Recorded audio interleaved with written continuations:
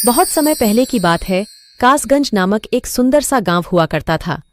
उस गांव में एक लकड़हारा रहता था जिसका नाम रामू था। रामू बहुत ही ईमानदार और मेहनती था। वह हमेशा अपने काम से खुश रहता था। उसके पास ज्यादा पैसे नहीं थे, लेकिन वह अपनी जिंदगी से संतुष्ट था। रामू के परिवार में उसकी पत्नी और उसके 2 बच्चे थे। रामू सेठ लालचंद के यहाँ लकड़ी काटने का काम करता था और लकड़ी काटने के बदले में सेठ लालचंद रामू को पैसे देता था, जिससे रामू और उसके परिवार का जीवन व्यापन होता था। सुमन, मैं काम पर जा रहा हूँ। आज बहुत देर हो गया है, तो तुम बच्चों को स्कूल छोड़ आना। जी, स्कूल तो मैं छोड़ आऊंगी, लेकिन मोनू और चिंकी पिछले 2 दिन से कह रहे हैं कि उनके स्कूल की टीचर स्कूल की फीस मंगा रही है। हाँ, तो जाकर दे आओ ना स्कूल की फीस। अजी कहाँ से दूं? आप जो पगार लाते हैं उसमें मुश्किल से तो घर चल पाता है। अब उतनी सी तनख्वाह में मैं बच्चों की फीस का इंतजाम कैसे करूं? अजी मैं एक बात आपको साफ साफ कह देती हूँ, आप सेठ लालचंद जी से पगार बढ़ाने की बात कहिए। दिन पर दिन खर्च बढ़ता जा रहा है। बाजार में अगर सब्जी लेने निकलो तो सब्जियों के दाम आसमान छू रहे हैं, और बच्चों की पढ़ाई का खर्चा, घर का खर्चा, अब इतनी कम तनख्वाह में कैसे गुजारा होगा? ठीक है, मैं आज ही सेठ जी से थोड़ा पगार बढ़ाने की बात करता हूँ। इतना कहकर रामू काम पर चला जाता है।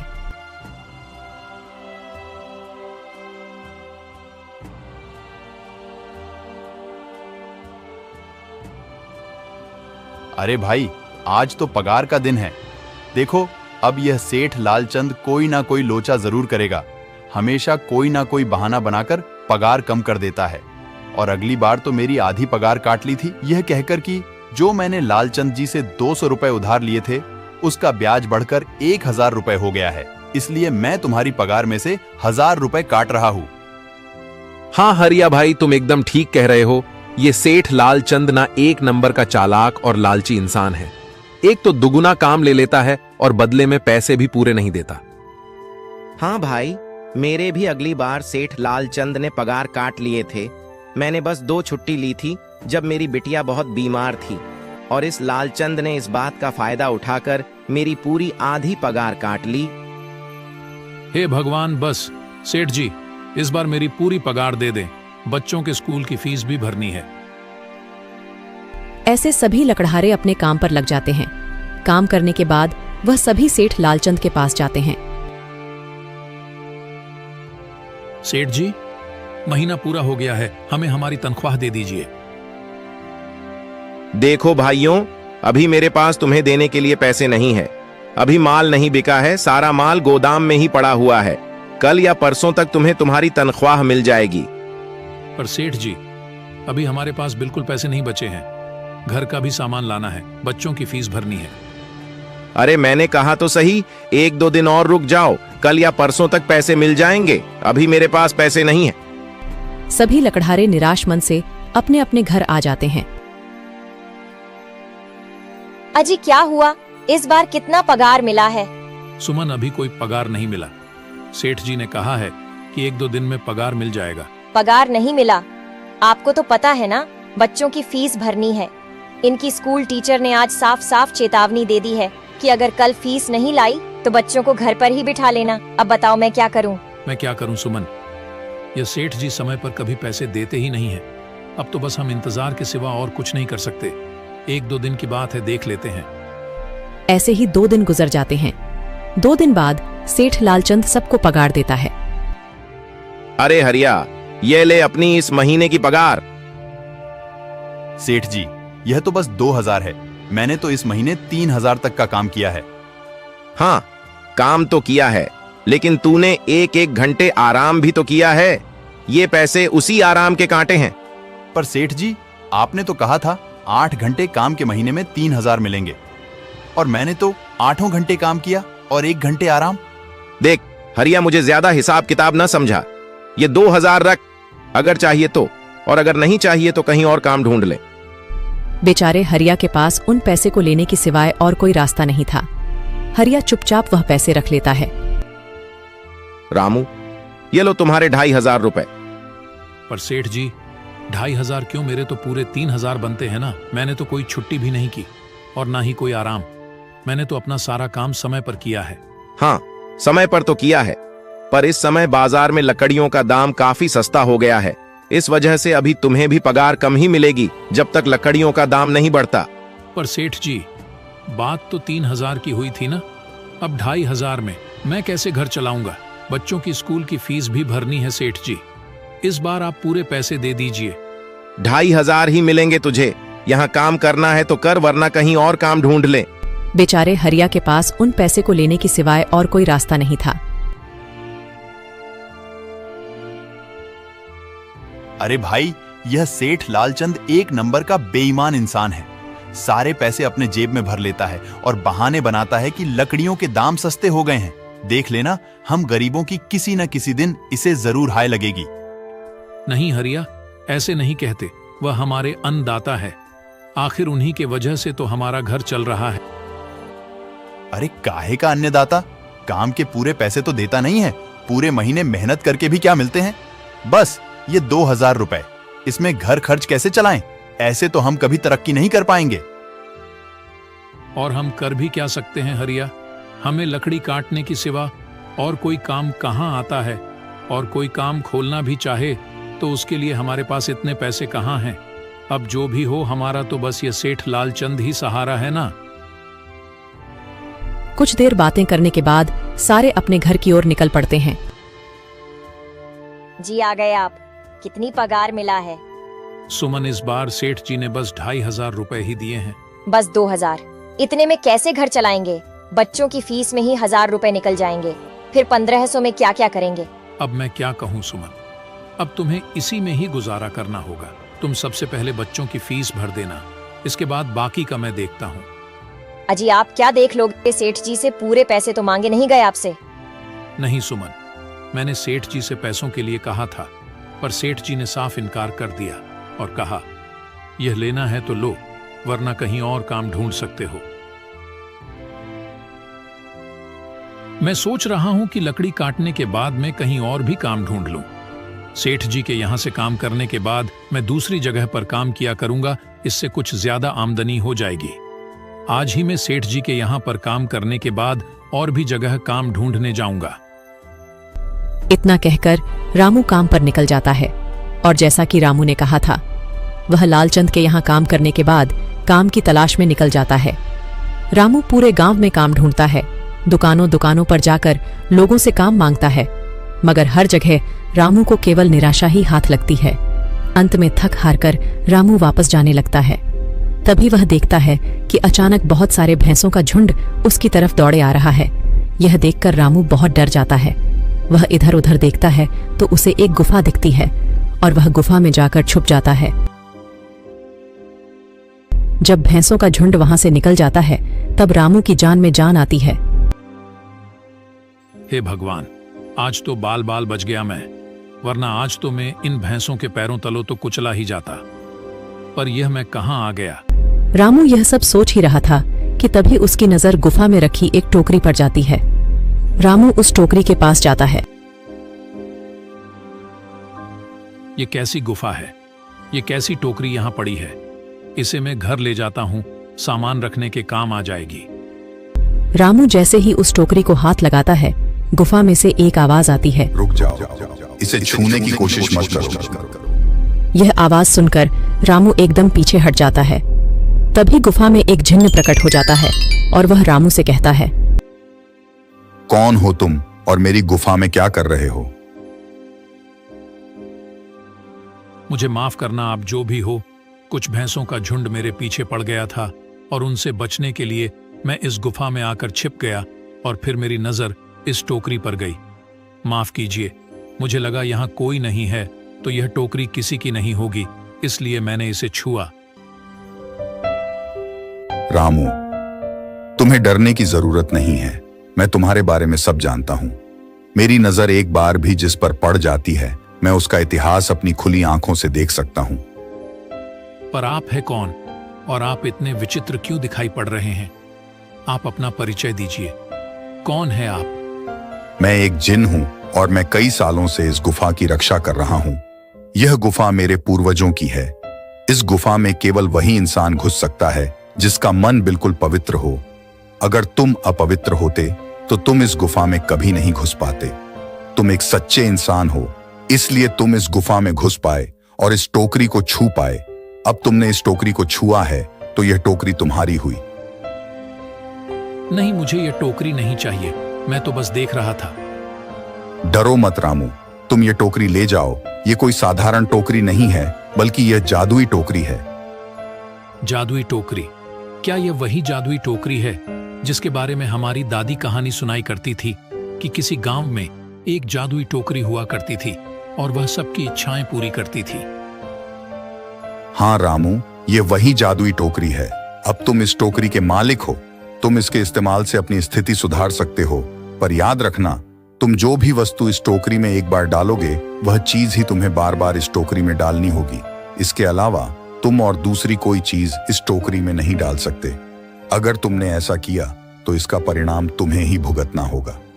मेरी इस बात को हमेशा ध्यान में रखना और सोच समझकर बिना लालच किए इस टोकरी में वह ही सामान रखना जिसकी तुम्हें जरूरत हो।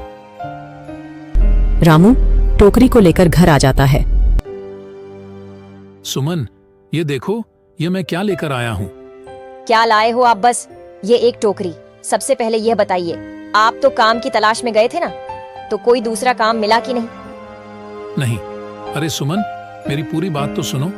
ये कोई ऐसी वैसी टोकरी नहीं है, बल्कि ये एक जादुई टोकरी है। रामू सुमन को वह सारी घटना के बारे में बताता है जो उसके साथ हुई। अच्छा, तो आपका कहने का मतलब है कि इस टोकरी में हमें कोई ऐसी चीज डालनी होगी जिसकी हमें सबसे ज्यादा जरूरत हो। हाँ सुमन, हमें सोच समझकर ही इसमें कोई चीज डालनी होगी। रामू थोड़ी देर सोचता है, फिर उसका ध्यान उन लकड़ियों पर जाता है जो एक बार उसने सुमन को रखने को दी थी। सुमन, यह लो। जब मैं आज लकड़ी काट रहा था तो मुझे यह चंदन की लकड़ी मिली थी। इसे अपने पास संभाल कर रख लो, कभी जरूरत पड़ी तो हम इसका इस्तेमाल करेंगे।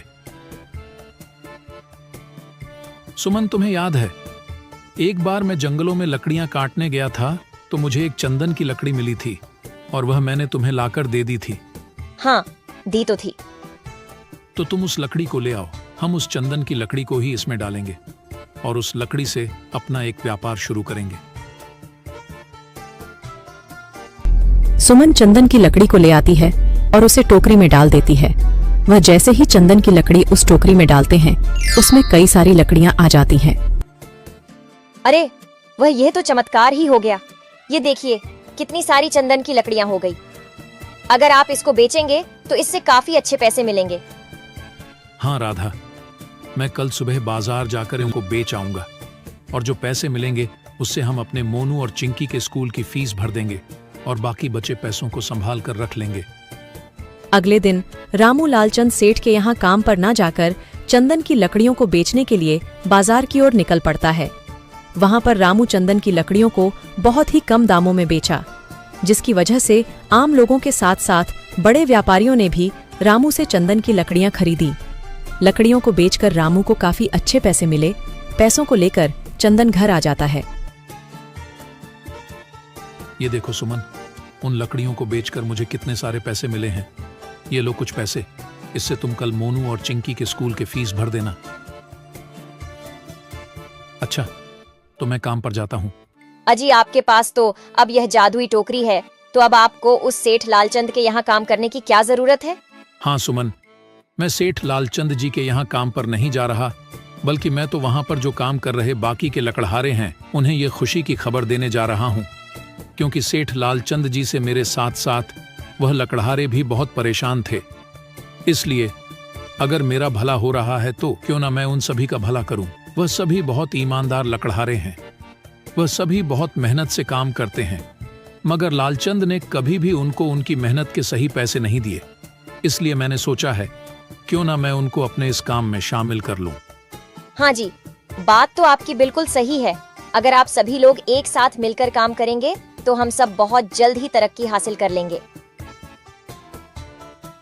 इस तरह रामू सभी लकड़हारों के पास जाता है और अपनी जादुई टोकरी के बारे में बताता है।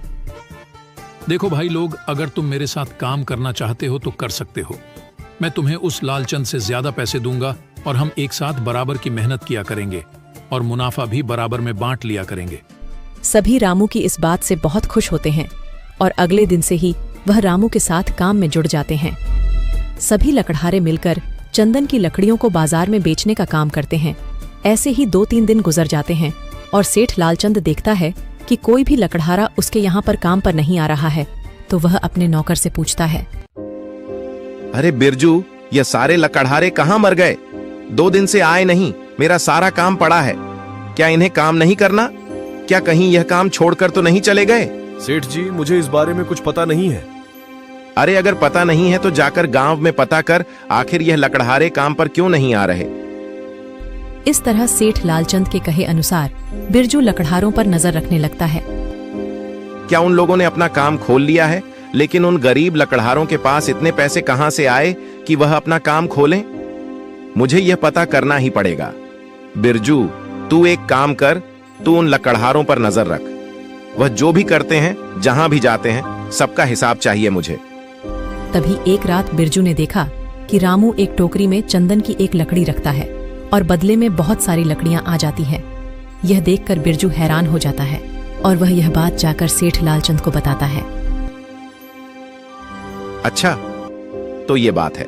लगता है बिरजू के हाथ कोई जादुई टोकरी लग गई है जो उसको बहुत सारी चंदन की लकड़ियां दे रही है। अब हमें उस टोकरी को हासिल करना होगा, लेकिन इससे पहले एक बार मैं रामू के घर जाना चाहता हूं। सुबह ही मैं रामू से मिलने जाऊंगा। ऐसा सोचकर अगले दिन सुबह सेठ लालचंद रामू के घर जाता है। रामू, क्या हुआ? तुम काफी दिनों से काम पर नहीं आ रहे। वह सेठ जी, मैंने अपना काम खोल लिया है तो अब मैं वही करता हूँ। अच्छा, पर यह तो बता, तूने अपना काम खोला कैसे और तेरे पास पैसे कहां से आए? वह सेठ जी, हमने कुछ पैसे बचा रखे थे, उसी से हमने अपना नया काम खोला है। यह रामू बहुत चालाक है। यह मुझे ऐसे उस जादुई टोकरी के बारे में नहीं बताएगा। लगता है इसकी जादुई टोकरी चुरानी ही पड़ेगी। इस तरह अगली रात में सेठ लालचंद रामू के घर में चुपके से पहुंच जाता है और उस जादुई टोकरी को चुराकर अपने घर आ जाता है। ओ बिरजू, तूने सही से देखा था ना कि इस टोकरी में जो भी चीज डालो वह बहुत सारी हो जाती है। हाँ सेठ जी, मैं बिल्कुल यही देखा था। अच्छा, तो यहीं रुक, मैं कुछ लाता हूं। जैसे ही सेठ लालचंद टोकरी में सोने का सिक्का डालता है, उसके ऊपर बहुत सारे पत्थरों की बारिश होने लगती है। पत्थरों की वजह से लालचंद बहुत बुरी तरह से घायल हो जाता है और मैं वहीं बेहोश हो जाता है। यह देखकर बिरजू भी वहां से भाग जाता है। अगले दिन जब सुबह होती है तो रामू अपनी जादुई टोकरी को ढूंढता है, मगर उसे वह टोकरी कहीं नहीं मिलती। सुमन, जादुई टोकरी कहाँ गई? हमने यहीं पर तो रखी थी। पता नहीं जी, यहीं पर टोकरी रखी थी, पर अचानक से कहाँ चली गई? हो लगता है किसी ने हमारी टोकरी को चुरा लिया। अभी तो हमने ठीक से व्यापार शुरू भी नहीं किया था और वह टोकरी चोरी हो गई। हम फिर से गरीब हो गए। वे लोग इतनी बातें कर ही रहे थे कि तभी वह जादुई जिन उनके घर में प्रकट हो जाता है और उसके पास उसके हाथ में वही जादुई टोकरी थी। रामू, ये लो तुम्हारी जादुई टोकरी। ये सेठ लालचंद ने तुम्हारे घर से चोरी कर ली थी और इसको चोरी करने का दंड उसे मिल चुका है। उसे अपने जीवन का सबसे अच्छा सबक मिला होगा। अब वो इस टोकरी को दोबारा चुराने की हिम्मत नहीं करेगा। अब तुम इस टोकरी का दोबारा इस्तेमाल कर सकते हो और अपने जीवन को सुधार सकते हो। इतना कहकर वह जिन वहां से चला जाता है। रामू ने उस टोकरी की मदद से दिन दोगुनी रात चौगुनी तरक्की की और साथ ही साथ अपने लकड़हारे दोस्तों की भी काफी मदद की। उन सभी लकड़हारों की जिंदगी काफी सुधर गई थी। अब वह सभी एक व्यापारी बन चुके थे और बहुत अच्छे से अपना जीवन व्यापन कर रहे थे।